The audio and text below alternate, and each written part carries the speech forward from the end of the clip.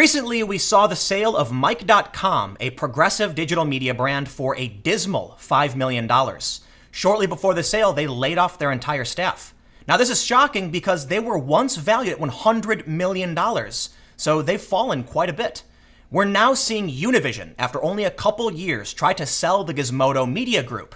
This includes websites like Jezebel, Kotaku, The Root, Splinter, typically far left and progressive brands. Unfortunately, nobody really wants to buy any of these websites. I think the main reason is they're not doing that well. Sure, they generate revenue, but revenue doesn't mean profit. I think one of the main reasons these sites are sort of dying out is because young people are becoming more conservative. That doesn't mean they're becoming conservative, just moving away from the far left. And I think a great example of this is PewDiePie's fan base. Look at how young people react when these smear pieces pop up. PewDiePie has way more fans than many of these digital brands, but these brands think they're going to succeed by attacking one of the most famous people on YouTube where young people are. But it's not just PewDiePie. There's actually evidence to suggest Generation Z is more conservative. Millennials are becoming more conservative. So today, let's start with the news about Univision and their sale, and then look at some evidence that shows the next generation is going to be much more conservative. Before we get started, please head over to timcast.com/donate if you want to support my work.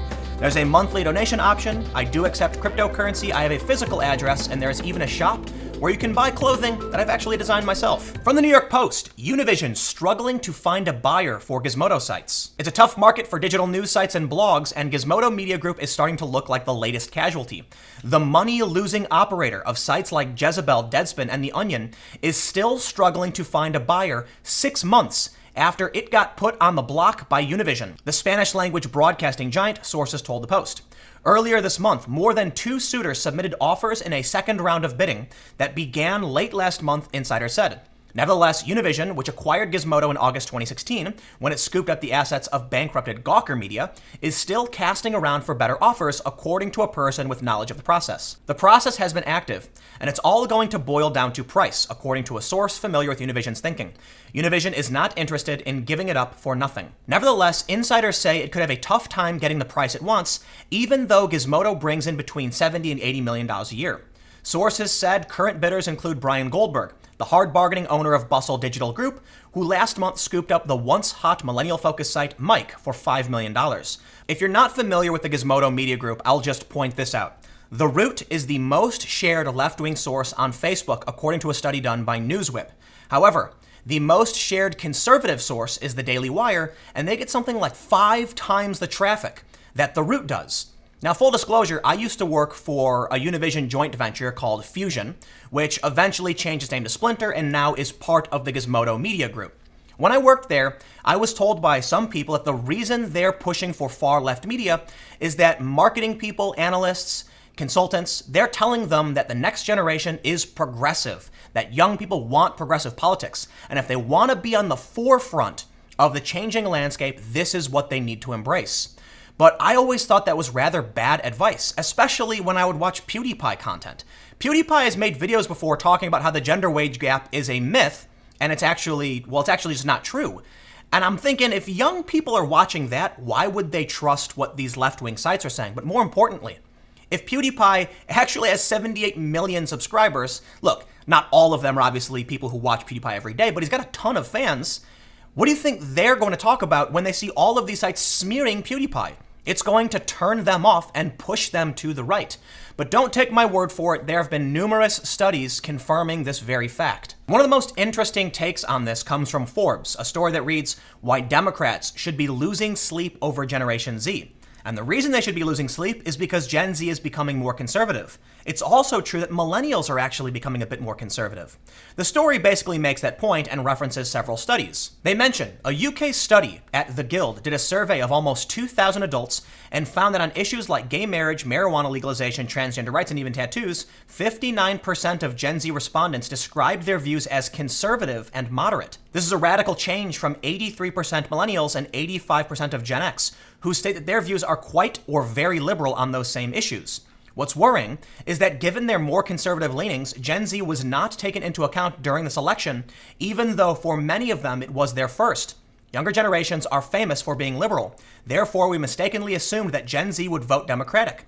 but studies show that Gen Z's views closely resemble those of libertarian or moderate Republicans, and that they related with Donald Trump on issues like national security and job creation. In a press release from the Hispanic Heritage Foundation, they said 50K Gen Z students identify as Republican. In the press release, it reads, "My College Options and the Hispanic Heritage Foundation today presented the results of a new national survey of approximately 50,000 Generation Z high school students ages 14 to 18. Attitudes on the 2016 presidential election, which found that the majority identify as Republicans, in sharp contrast to millennials, and overall would vote for Donald Trump. Trump would win with first-time voters by a large margin, and with girls by a narrower margin. More than 1 in 3 participants said they would choose not to vote. Clinton would beat Trump among African Americans and Latinos by a large margin, and by a narrower margin with Asians. The poll study on the presidential election also serves as a strong glimpse of the 2020 presidential elections, when all participants will be able to vote." In 2015, Business Insider published this story. Goldman Sachs has made a chart of the generations, and it will make the millennials shudder. They say the generation that will succeed the millennials is already on the cusp of becoming more important and influential than the millennials, according to Goldman Sachs. The oldest members of Gen Z are already 17, and keep in mind, this story is from 3 years ago, and entering college and the workforce in the US. They are going to be greater in number than millennials were, better at using the internet, and more entrepreneurial and pragmatic about money, according to Goldman analysts. One of the main focal points is that Gen Z is more conservative, more money-oriented, and more entrepreneurial than millennials were. A recent Harvard Business Review article suggests that nearly 70% of Gen Z teens were self-employed, teaching piano lessons, selling goods on eBay, versus just 12% that held a traditional teen job, e.g. waiting tables, Goldman says. And this may be the most important point in why young people are so conservative. They work for themselves. I have always worked for my family, I've worked for myself, and I have held other jobs. And I think one of the biggest distinctions between the progressive class, those who work for these big media companies like Gizmodo, is that they're not entrepreneurs. Most of them went to college, they just did what they were told, and so it's not surprising that they have socialist tendencies. There's a big difference between someone who works for themselves and knows where their money is going and what they're paying for in terms of taxes, and someone who doesn't because they've lived off loans or scholarships, or are just working for a company and the taxes are taken out beforehand. It's also not surprising to me that someone who has been in an institution their whole lives with an authority figure telling them what to do would be in favor of socialism or a government where it can take the private property from the individual to distribute it as they see fit. Entrepreneurs tend to be more libertarian. Seeing that statistic, that 70% of Gen Z have their own jobs, well, yeah, they're gonna be more libertarian. They say that when you're young, you're liberal, and when you get older, you're conservative. The saying goes something like, if you're not liberal when you're young, you have no heart, but if you're not conservative when you're older, you have no head. But there's a really obvious reason why people become more conservative when they get older. It's because they start working and they have to support themselves and their family, and they start recognizing where their tax money is going, or at least how much of it is disappearing. If young people are starting out of the gate with jobs, well, yeah, they're going to be concerned about a lot of these heavy taxation issues. But one of the funniest things that I witnessed was the March for Our Lives event in DC. And it's not funny because there's anything wrong with their politics. No, by all means, hold your event.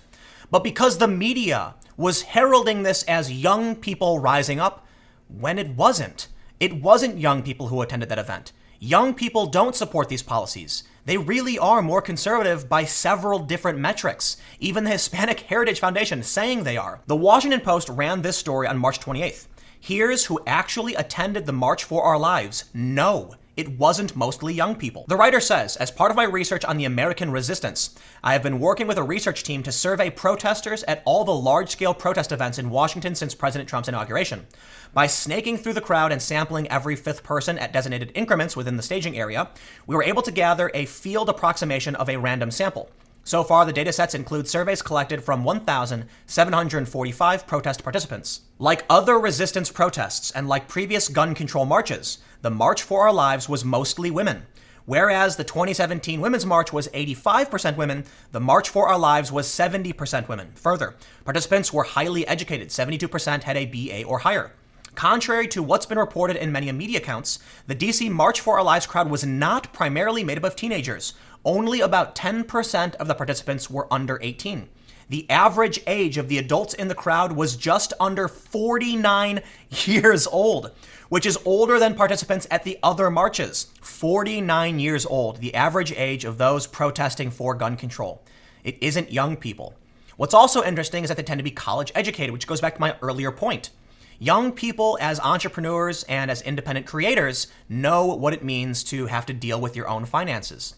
I was at VidCon a couple years ago. If you're not familiar, VidCon is this big video conference where young people go to meet their favorite YouTubers and Vine stars. Well, Vine's gone, but you know what I mean. I was walking past a small group of kids, and one of them asked another kid, "How many followers do you have?"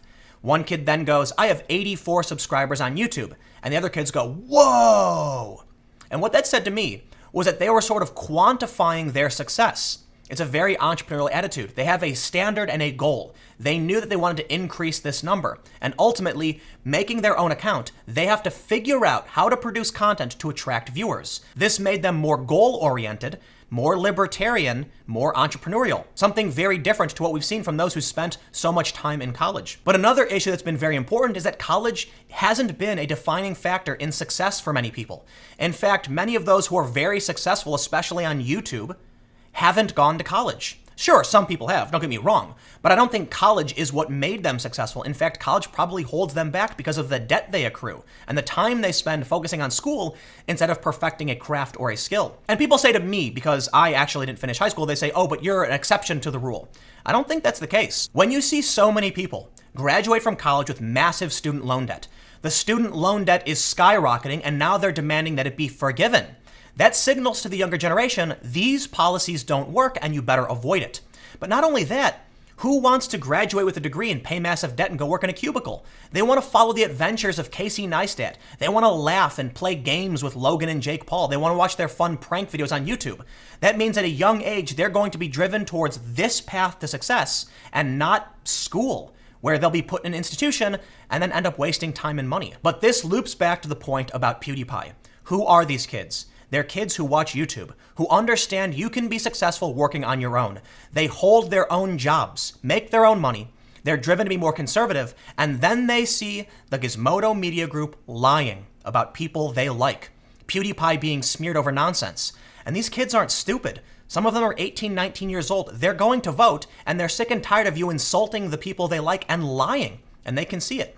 And this translates into something really simple. They're not going to read your websites. They're not going to watch your videos. Your views will go down. Your revenue will shrink. And no one will want to buy your company. You will lay people off and you will cease to exist. And this means that those marketers and analysts were dead wrong. And it's also one of the reasons I decided I needed to leave Fusion. Because no matter how many times I told them, PewDiePie, tens of millions of subscribers, fans all over the world, what you are doing is the wrong direction. I'm not saying produce conservative content. I'm saying don't go this far left extremist route because so few people actually care about this stuff. But let me know what you think in the comments below and we'll keep the conversation going. I've seen all of these studies saying young people are going to be more conservative. Do you agree with that? Do you think it's true? What have you seen? Comment below, we'll keep the conversation going. You can follow me on Twitter at TimCast. Stay tuned, new videos every day at 4 p.m. And I'll have more videos up on my second channel, youtube.com/TimCastNews at 6 p.m. Thanks for hanging out, and I will see you all next time.